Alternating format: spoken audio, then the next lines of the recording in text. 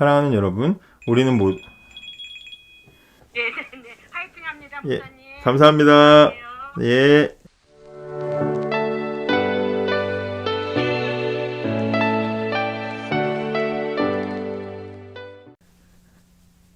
네, 여러분 반갑습니다. 오늘은 1월 21일 목요일입니다. 오늘도 박 목사 채널에 방문해 주셔서 감사합니다. 오늘은 어제와 다르게 조금 이제 단정하게 했습니다. 어제까지는 정신을 못 차렸는데 이제 정신 차렸습니다. 오늘도 같이 큐티 해 나갔으면 좋겠습니다. 또 역시 저는 자가 격리 중에도 이렇게 방역 수칙을 잘 지키면서 있습니다. 뭐 가족들과 함께 지내기 때문에 이 방에서만 제가 공간에서 생활을 하고 있고 이제 조심하고 있습니다.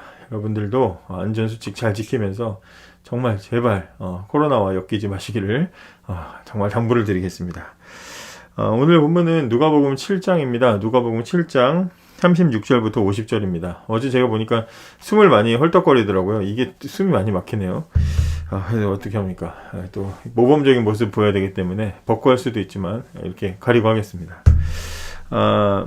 누가복음 7장 36절부터 말씀해 보시면 예수님의 발에 향유를 부은 여자 이야기가 나옵니다. 근데 복음서에는 예수님의 발에 향유를 부은 여인의 이야기가 모두 등장합니다. 근데 이 네 복음서 중에서 오늘 우리가 읽은 이 본문에 등장하는 여인의 이야기는 다른 나머지 세 개의 복음서에 나오는 여인의 이야기와 다릅니다. 나머지 복음서를 보시면 사건이 일어나는 배경이 베다니 문둥이 시몬의 집에서 일어납니다. 그리고 예수님의 사역 후반에 일어났던 일이고요. 그리고 또 예수님이 살려주신 죽었다 살아난 죽은 나사로가 살아났다네 하는 그 나사로가 그 잔치 자리에 있었습니다. 그리고 요한복음 12장에 보면 심지어 그 잔치는 예수님을 위한 잔치라고 아예 그렇게 되어 있고요.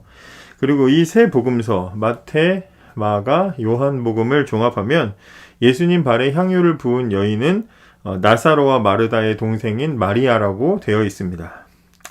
또 이 세 사건은 포인트가 비싼 300데나리온이나 되는 엄청나게 비싼 이 향유를 예수님을 위해서 한 번에 깨트린 여인의 모습과 그리고 그 비싼 걸 그렇게 한 번에 낭비하냐 하면서 지적하는 그 예수님의 제자 가룟 유다의 모습이 나와 있고요.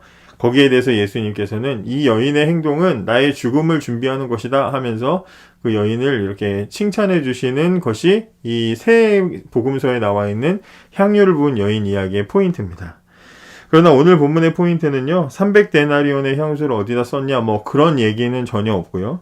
오늘 초대된 곳이 문둥이 시몬의 집도 아니고 또 분위기로 볼 때 예수님을 위한 잔치라고 볼 수도 없었다는 것이 전혀 다릅니다. 그러므로 오늘 우리가 읽은 본문의 이야기는 누가복음에서만 유일하게 볼 수 있는 그런 사건이고 예수님이 누구실까? 예수님은 어떤 분이시며 그 예수님을 우리는 어떻게 대하는가? 여기에 초점을 맞춘 사건으로 우리가 보고 이제 살펴봐야 된다는 것입니다. 그래서 예수님을 알아보고 존중하고 존경하고 사랑하는 반응을 나타내는 사람들 그리고 그러지 못한 사람들을 비교해주는 본문으로 우리가 보아야 되는 것입니다. 어제 우리가 다 나누지 못한 이야기가 있는데요. 오늘 본문과 어제 우리가 읽었던 본문의 뒷부분은 연결되는 것으로 우리가 충분히 이해를 할 수 있습니다. 31절부터 35절까지 이야기인데요. 예수님께서 이 세대의 사람들을 무엇에 비교할 수 있느냐 그러면서 시장에 앉아서 아이들이 부르는 노래 우리가 너희를 위해 피리를 불어도 너희가 춤추지 않았다. 우리가 울어도 너희가 울지 않았다. 뭐 이런 이야기 예수님이 하시는데요. 간단하게 설명을 드리면 예수님은 시장에서 아이들이 흔히 부르는 노래를 예를 드시면서 이 노래에 어떤 사람이 등장하는데 이 사람은 결혼식처럼 흥겹고 즐거운 잔치에서도 남들 다 춤추는데 춤추지 않고 또 장례식처럼 막 슬픈 날에 막 다 우는데도 울지 않는 기쁨에도 슬픔에도 반응하지 않는 어떤 사람이 있다. 이런 내용의 노래인가 봐요. 놀리는 노래 같죠? 근데 이런 노래를 예수님이 예를 드시면서 이런 사람들이 누구냐 그러시는 거예요. 이게 누굴 얘기하는 걸까? 그죠? 장례식과 결혼식은 세례 요한의 사역과 예수님의 사역을 비유하는 겁니다. 세례 요한의 사역은 비교적 어땠습니까? 강력하고 또 회개의 바람을 일으키는 그래서 막 눈물바다로 만드는 슬픔의 사역. 그러니까 장례식 같은 그런 사역이라고 한다면 예수님의 사역은 천국의 평안과 기쁨을 나눠주는 기쁨의 잔치, 결혼잔치와 같은 그런 사역이잖아요. 그러니까 많은 사람들이 세례요한과 예수님의 사역이 어떻게든지 기쁨으로든 슬픔으로든 반응을 했고 또 제자가 되었는데 율법주의자들과 바리새인들 이런 사람들은 결혼식이나 장례식 어디에도 반응을 하지 않고 제자가 되지도 않았습니다. 아무런 감각도 없고 반응도 없는 사람을 뭐라고 합니까? 죽은 사람이라고 하죠. 감각이 죽은 사람, 영혼이 죽은 사람, 마비된 사람, 그런 사람들이라고 예수님께서 지적을 하시는 거죠. 바리새인들과 유대 율법주의자들이 바로 그런 사람이라는 겁니다. 세례 요한에 대해서 사람들이 막 듣고 메시지를 듣고 회개하고 가슴을 치고 막 따르는 사람들이 있는 반면에 이 바리새인들은 팔짱을 탁 끼고 서가지고 귀신 들린 것 같아. 이러질 않나. 또 예수님에게 막 사람들이 열광을 하고 예수님 막 따라가는데 뒤로 슬쩍 밀려나가지고 뒤로 슬쩍 비켜나가지고 이 바리새인들 율법주의자들은 목보의 술꾼이야 이러면서 욕을 한단 말이죠. 그러니까 이래도 안 따라가고 저래도 안 따라가고 반응 없는 사람들, 이런 사람들이 누구냐? 바리새인 너희들다. 예수님 그렇게 얘기하시는 거죠. 그리고 나서 예수님은 지난 본문 마지막 끝에 지혜는 그것을 따르는 자들에 의해서 옳다는 것이 증명된다 이래요. 이 말씀 무슨 말이겠습니까? 아무리 바리새인들 잘났다는 사람들이 예수님과 세례 요한을 따르지 않고 인정하지 않고 팔짱을 끼고 비판하고 비난을 해도 이미 예수님을 따르는 많은 사람들의 변화된 삶을 통해서 예수님 따르는 것이 옳다는 게 증명됐다. 이걸 예수님이 이제 말씀하시는 거죠. 무엇이 옳은지는 열매를 보면 아는 겁니다. 그리고 나서 오늘 본문도 같은 맥락에서 바라볼 수가 있습니다. 오늘 본문 속에서는 사회적으로 양쪽 끝에 있는 사람이 등장을 하죠. 한 사람은 유대 사회에서 가장 선하고 의롭다고 분류되는 바리새인입니다. 이 사람이 지금 예수님을 초대했죠. 또 한 사람은 등장하는데 이 사람은 유대 사회에서 가장 죄인으로 분류되는 한 여인입니다. 무슨 죄를 지었는지는 모르겠지만 이 여인의 분명한 것은 이 여인이 그 자리에서 가장 누가 봐도 가장 큰 죄인이라는 것은 모두에게 공공연한 사실이라는 겁니다. 아유, 저 여자가 왔어 할 정도의 그런 여자였다라는 거죠. 예수님은 세리와 죄인들과만 어울리시는 게 아니라 바리새인의 초대에도 어울리셨어요. 예수님이 굉장히 포용력이 넓고 폭넓게 다니셨죠. 근데 이제 식사를 하시는데 식사 중에 이 여인이 들어왔어요. 그러니까 이 바리새인과 예수님의 식사에 이 여인이 들어올 수 있었던 걸로 봐서 다른 사람들도 들어올 수 있는 이 식사는 굉장히 공개된 자리였으며 많은 사람들에게 화제가 된 자리였던 것 같습니다.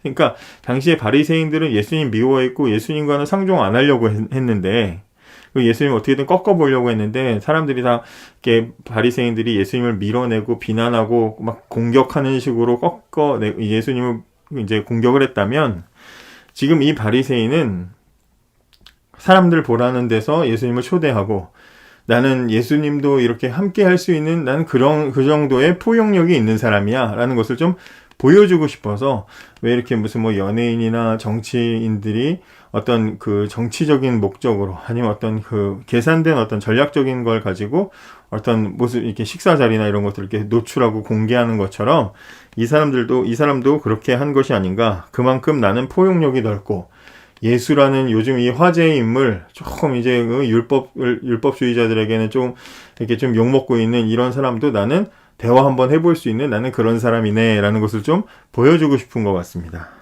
근데 이제 식사를 나누던 중에 한 여인이 예수님 앞에 찾아와서 눈물로 예수님의 발을 적시고 자신의 머리카락으로 예수님의 발을 닦은 뒤에 거기에 예수님 발에 향유를 바르고 입을 맞추면서 존경을 표합니다. 그러니까 여인이 할 수 있는 최고의 존경과 사랑을 예수님에게 지금 표현을 하고 있는 거죠. 이 모습을 보고 예수님을 초대한 바리새인이 이렇게 생각합니다. 39절에 만일 이 사람이 예언자라면 지금 자신을 만지는 이 여인이 죄인이라는 것을 알았을 것이다. 그러니까 누가 봐도 죄인인 여자가 나타나서 예수님 발을 만지고 있으니까 이 사람은 아마 밥 먹다가 밥맛이 떨어졌을 거예요. 아유, 저런 죄인이 왜 와가지고 예수도 저 사람이 정말 예언자라면 저 사람이 정말 하나님의 사람이라면 저 더러운 여자 발로 건드리지 못하게 발로 차버리겠지? 하고 이제 그렇게 생각을 했다는 거예요. 그러니까 아마 말하고 싶었을 겁니다. 이 더러운 여인이 어디 여기 나타나냐 이럴 수도 있는데 다른 바리새인들 같았으면 그랬겠지만 지금 이 사람은 나는 포용력이 넓은 사람이야. 나는 여기서 제일 의롭고 제일 따뜻하고 제일 사랑이 많은 사람이야. 이걸 보여주고 싶었기 때문에 속으로만 그 생각을 했을 겁니다. 그러면서 눈살을 찌푸리고 쳐다봤겠죠. 근데 이 바리새인의 생각을 아시고 예수님께서 이렇게 질문하십니다. 41절부터 어떤 채권자에게 두 사람의 채무자가 있었다. 그러면서 이제 얘기하는데 이 질문의 핵심은 더 많이 빚진 사람이 더 많이 고마워한다. 이런 내용이죠. 그리고 예수님은 바리새인과 여인의 행동을 비교하십니다. 당연하죠. 더 많이 빚진 사람이 그 빚을 이제 다 됐다 갚지 말아라 하고 탕감해주면 더 많이 빚진 사람이 더 많이 고맙겠죠. 당연한 얘기와 당연한 대답을 들은 뒤에 예수님이 44절부터 바리새인과 여인의 행동을 비교를 하십니다. 예수님께서 그 여자를 돌아보시며 시몬에게, 시몬 바리새인입니다, 말씀하셨습니다. 이 여인이 보이느냐? 네가 내 집에 들어왔을 때 너는 나에게 발 씻을 물도 주지 않았다. 그러나 이 여인은 자신의 눈물로 내 발을 적시고 자신의 머리털로 닦아주었다. 하면서 여인의 행동과 바리새인의 행동을 비교합니다. 겉으로 포용력이 넓고 사랑이 많고 그래서 예수님도 초대하고 예수님과도 대화를 나눌 수 있는 열린 사람이라는 것을 보여주고 싶었던 이 바리새인은 정작 그렇게 보여주고 싶었지만 예수님에게 소홀했고요. 사랑과 예의를 존경을 갖추지 않았습니다. 그러나 이 죄 많아 보이는 여인은 예수님에게 이제 더 큰 사랑과 존경을 표현을 하고 있죠. 자기 스스로 몸으로 표현을 하고 있습니다. 바리새인과 여인의 행동이 극명하게 차이가 났다는 것을 예수님이 날카롭게 지적을 하시죠.